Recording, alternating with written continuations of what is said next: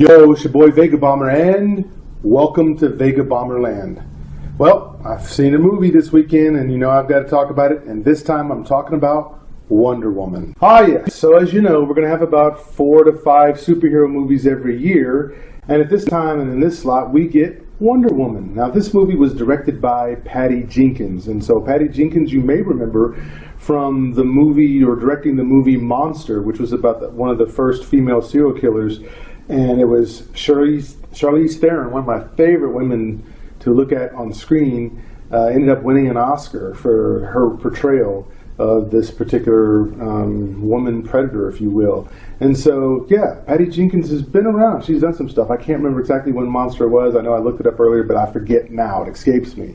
So at this point, the movie is doing really well, and it seems to me that this is probably going to break a record for a woman director. I think the last woman director, or actually the record is being held right now by a lady named Sam Taylor Johnson, and that was for that 50 Shades of Grey, and I think that opened at about 85 million, but I'm pretty sure Wonder Woman is going to break at least 100 million. So Patty Jenkins, that's on you, and thank you for your hard work, and thank you for giving us a film called Wonder Woman. I slow clap you.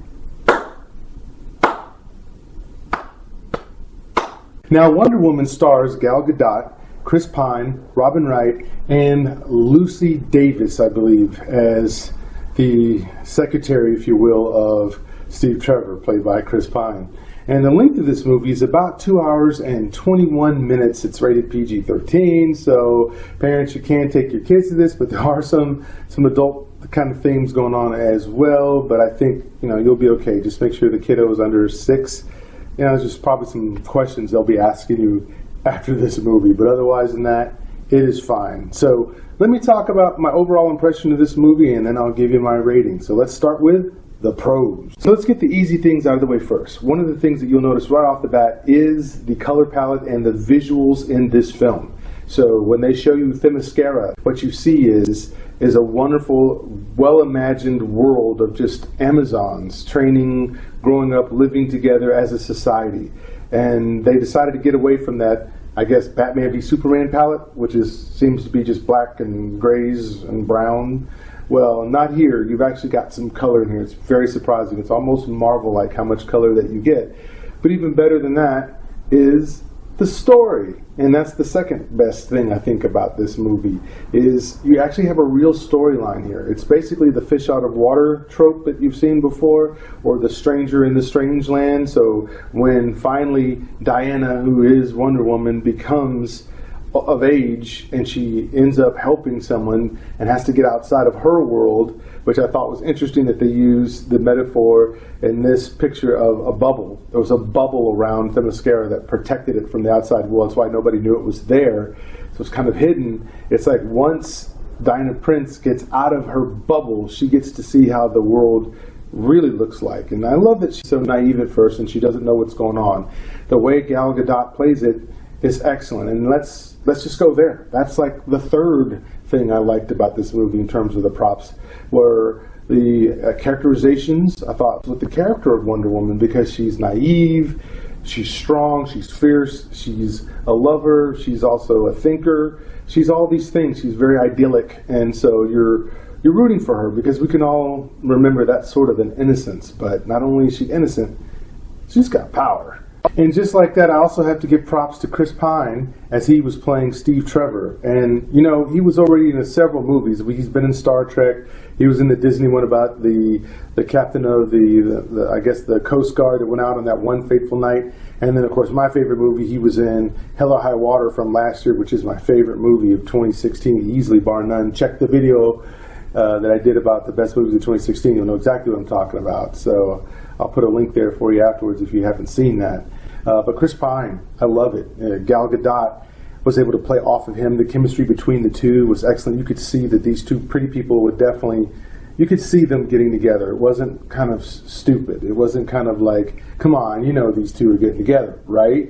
So I like the innocence of Wonder Woman. I thought that was great. And I also love the fact that Steve Trevor was no punk. right? He didn't have to be weaker in order for Wonder Woman to be stronger. It was like Wonder Woman was strong, and so was Chris Pine's character, Steve Trevor, and it worked.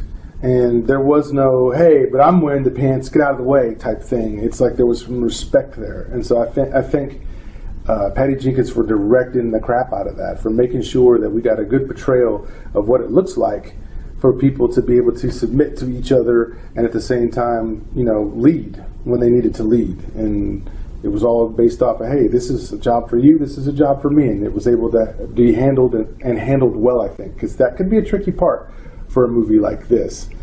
People are waiting to see a certain kind of Wonder Woman, and then other people don't want to see a certain kind of Wonder Woman. And so to ride that thin line, I think they did a good job. I also have to give props to the pace of this movie, because even though it was 2 hours and 21 minutes, I didn't feel myself shifting in the chair a lot, and I didn't have an urge to look at my watch or my phone to see exactly what time it was. I was thoroughly engaged in this film. The first act was incredible, and it was a great example of world building, how you build a world and set up characters.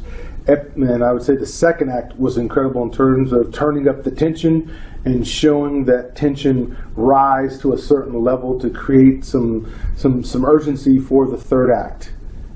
And now that I've mentioned the third act, I should probably talk about the cons a little bit. All right, the cons. So there's not really many cons to this movie.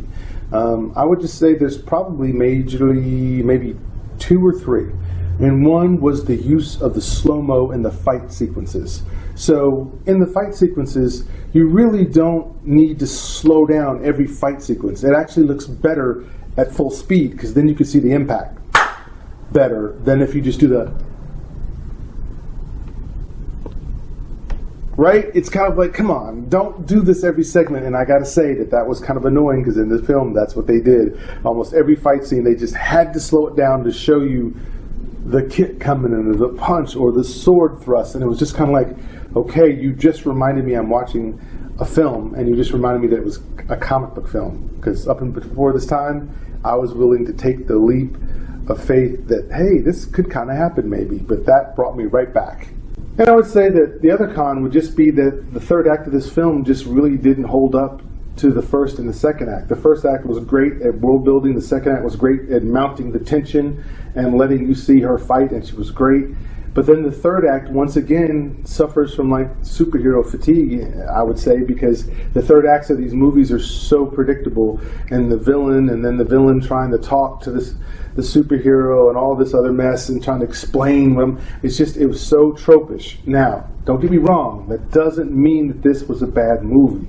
It just means that, like all movies, there's no such thing as a perfect one. And these are things that, after the hype dies down, many people will see after they start watching this film on DVD. They'll see that, hey, while that was cool to watch it several times, it kind of beats you over the head with that, and you see it. And then in this case, the third act, it just couldn't handle the weight of finishing without being cheesy in some places, and it was. There definitely was some cheesy moments in the last couple scenes. But again, not horrible, but just noticeable. So anyway, those are my initial thoughts.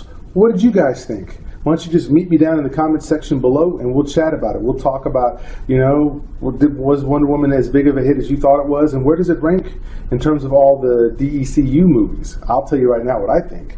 As far as I'm concerned, the DCEU, it is the best movie that Warner Brothers has put out. It just is. It's way better than Suicide Squad, way better than Batman v Superman, and still better than The Man of Steel. So, but I do have to say this. When you add the Christopher Nolan verse in there, I wouldn't say that Wonder Woman was better than The Dark Knight. And it's not just because I'm wearing this shirt.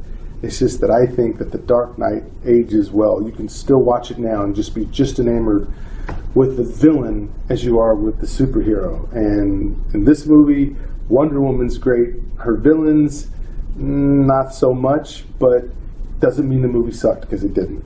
So, what do I think of this movie? What's my overall impression? I'll have to say that the Vega Bomber thinks that this movie is blowing up. And it is blowing up in a good way. So, go ahead. Head out there, going out and see it. This isn't a movie that you need to wait for DVD. Go see it in the theater. It is definitely a treat.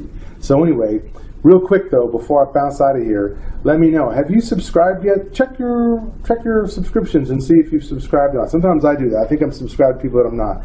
But go ahead, if you like this content, go ahead and subscribe, or at the minimum, go ahead and like if you like what I'm saying. And even if you don't like what I'm saying, meet me in the comments and we can flesh it out. All right, it's your boy Vega Bomber, and I'm out of here. Yeah!